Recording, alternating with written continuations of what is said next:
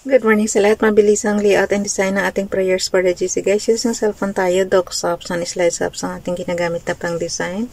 Scroll down tayo. Inopen ko na yung aking file na 25 March prayers for the GC. Malapit na naman matapos ang buwan kaya pinakadulo na naman to.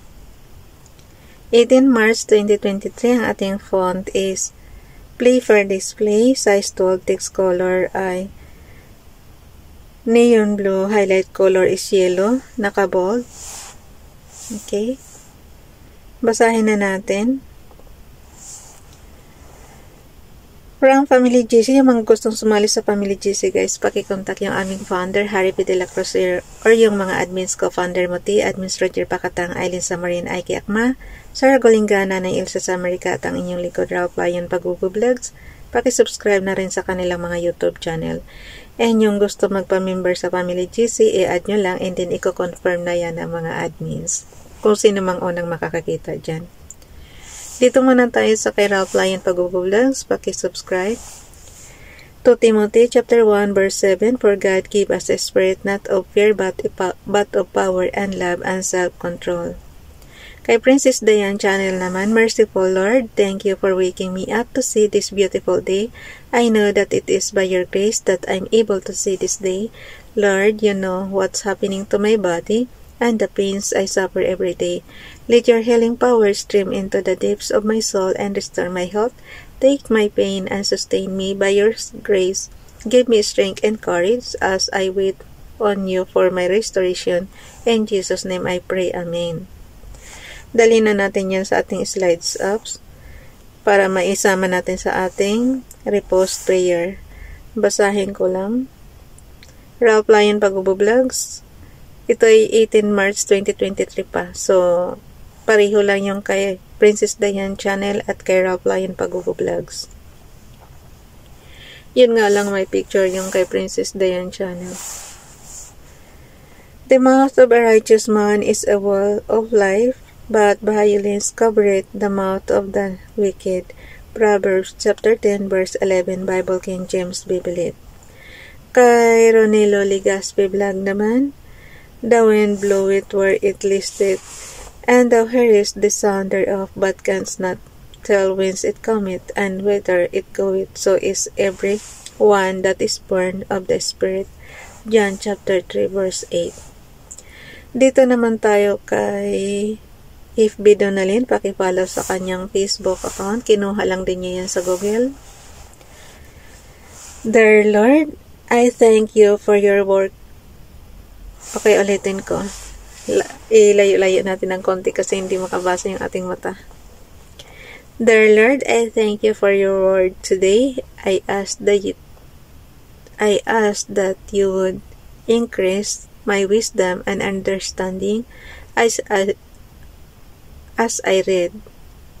Speak to me through your word. Lord, I pray that your word would create in me clean mind and a renewal heart. Hide your words in the folds of my heart for times of need by myself or others. In Jesus' name, Amen. So, ang una talaga pagising natin, mag-thank you tayo kay Father God. Gisingin ka pa lang niya is mag-thank you ka na. Kasi nga, swerte ka na guys na makita mo ulit yung umaga, yung kinabukasan na umaga, makita mo ulit. Hindi lahat isiniswerte, yung iba pag natutulog, tuloy-tuloy ang tulog, tuloy-tuloy wala nang gisingan. Ibig sabihin guys, inatake na yan. So, namatay na sila habang natutulog sila. So, pasalamat tayo at ginigising pa rin tayo. Pasalamat din tayo sa mga natatanggap nating blessings. Lalong-lalo na sa amo natin. Yung pasalamat tayo kay amo. Binigyan tayo ang daming binigay sa atin. Binigyan din tayo ng laruan para sa mga apo natin. Binigyan din tayo ng lotion para sa ating, alam nyo yung wala nang niresetahan tayo ng doktor. Yun na talaga ang nakakagaling sa mga allergy natin. So, binibigyan tayo ni amo. Kung bakit naman kasi sinalo ko na lahat ng napakasensitibo ng balat natin. Nung teenager tayo, puro tayo tigyawat kasi nga anuhan ka lang ng dust. ng alikabok, ng buhok, yan, allergy ka na. So, minsan talaga, tinatanong ko rin si Father God, bakit binigay mo sa akin yung napakadelikadong balat? Kumbaga sa guys, hindi ka pwede sa mababangong sabon. Kailangan sa iyo walang bango. Kailangan sa balat mo wala masyadong chemicals na hinahalo doon sa mga katulad niyan, kahit na panghugas sa plato, panlaba, hindi ka pwede doon sa mga matatapang na chemicals.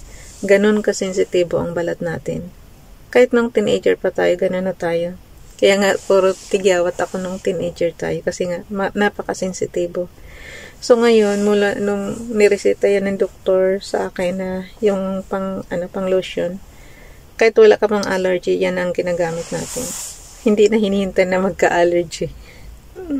Binibigyan na tayo ni Amo ng supply. Dala-dalawa pa. Diba?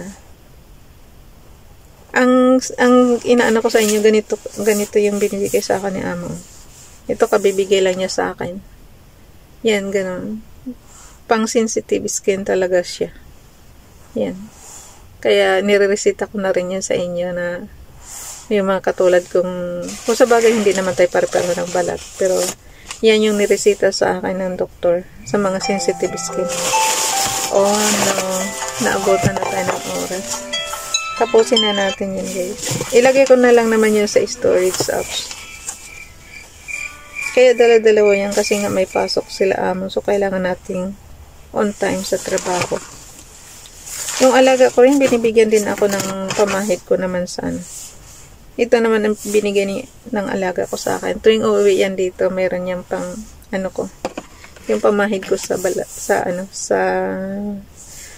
naman to guys, pain reliever naman siya. 'Di ba nga iniinda ko sa inyo yung balikat ko. Last year pa yan, ng birthday ko pa. Bago pa mag-birthday ko, meron na ako niyan. Kirot-kirot sa balikat. Ito, yung yung left arm ko. Yan, binigay naman yan sa akin ng alaga ko. Tuwing uwi yan, meron niyang bigay sa akin na pamahid. Pang pain reliever yan. Nakikita siguro ng alaga ko, sobrang sabi ko nga kasi tinutulog ko na lang yung sakit na yan.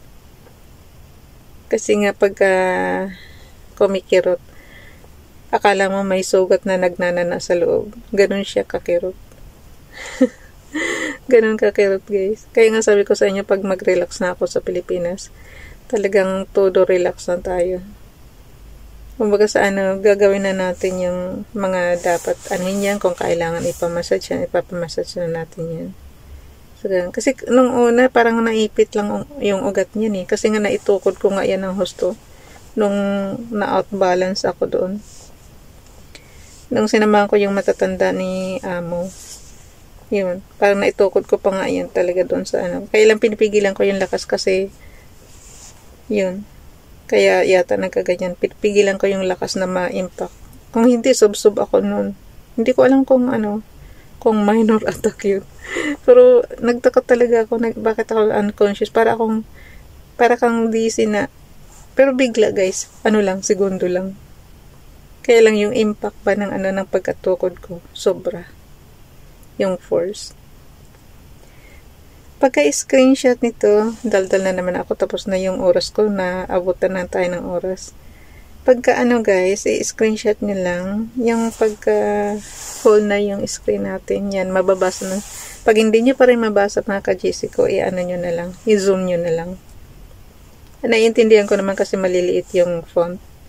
So, dalhin na yan sa storage apps. Nang matapos na tayo dito, pakita ko na lang sa inyo. Ayan. Wala na naman akong internet connection. Pagka hindi talaga lumilitaw, yan, ibig sabihin wala kayong internet connection. So, nasa column C na tayo. So, malapit na naman matapos ang buwan. Tingnan mo, konti na lang. Ilan na lang ang mailalagay natin dyan. Tapos na naman yung buwan ng March. Diba? Yung column E na lang ang sobrang dami pang bakante. Pero halos dito sa dalawa na lang. Sa column C, dalawa na lang ang kulang. And then, matatapos na ang buwan natin. Ganun lang siya kasi yung palatandaan ko. Ay, gusto ko talagang makapag-relax na tayo sa Pilipinas, guys. So, konting tiis na lang. And then, muntik pang malaglag yung cellphone ko. Okay, hanggang dito na lang, guys. Bye, everyone. God bless us.